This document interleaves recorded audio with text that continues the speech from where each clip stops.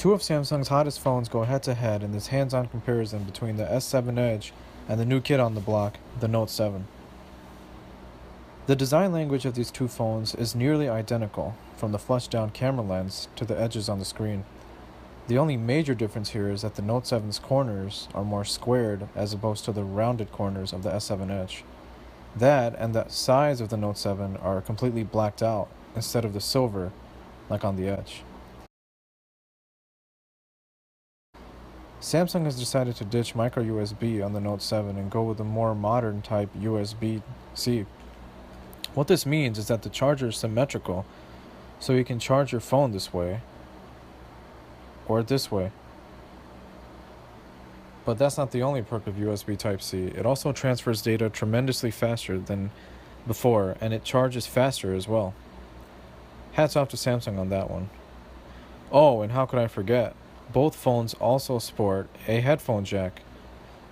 Good luck to all of you planning to get an iPhone 7. No such thing exists. As far as the screen goes, the Note 7 is slightly larger at 5.7 inches as opposed to the S7 Edge's 5.5. But other than that, they're both Quad HD displays and Super AMOLED.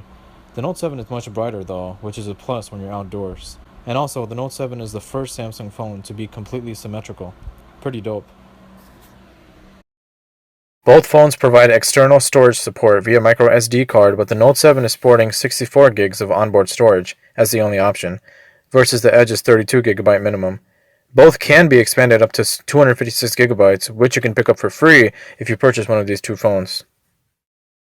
The S7 Edge still relies on the fingerprint scanner, which is perfectly fine and will suffice.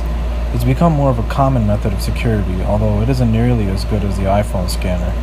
But, like I said, it still works, so don't fix what isn't broken.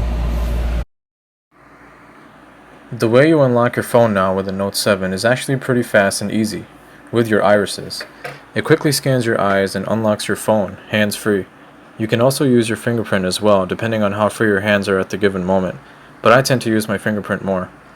Although I do find the iris unlock to work 9 times out of 10, and in pretty dope fashion, might I add. The scanner is quite meticulous, so you do have to center your eyes within the allotted areas that it prompts you to, otherwise it won't unlock. The Edge screens on both of these devices work the same way. It's basically a ticker that gives you updates on news, sports, contacts, time, weather, and more.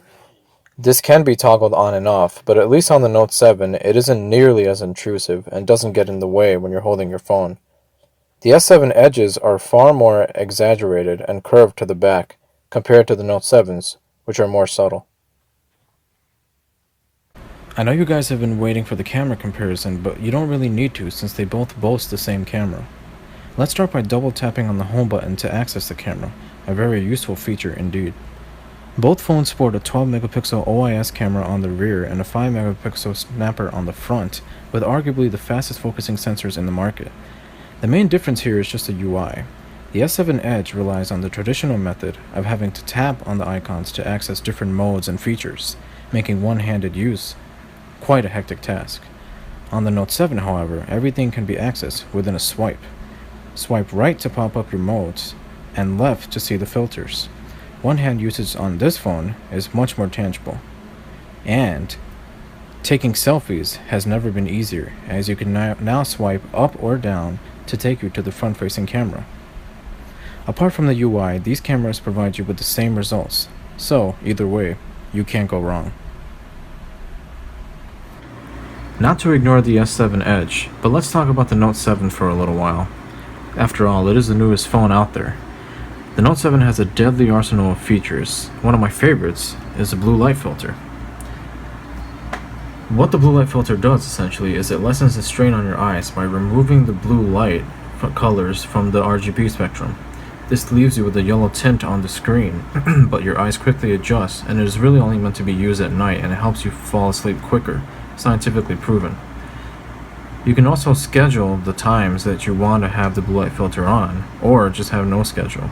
My favorite is just do sunset to sunrise, but it's your preference. Trust me, you'll fall asleep like Harambe. Too soon?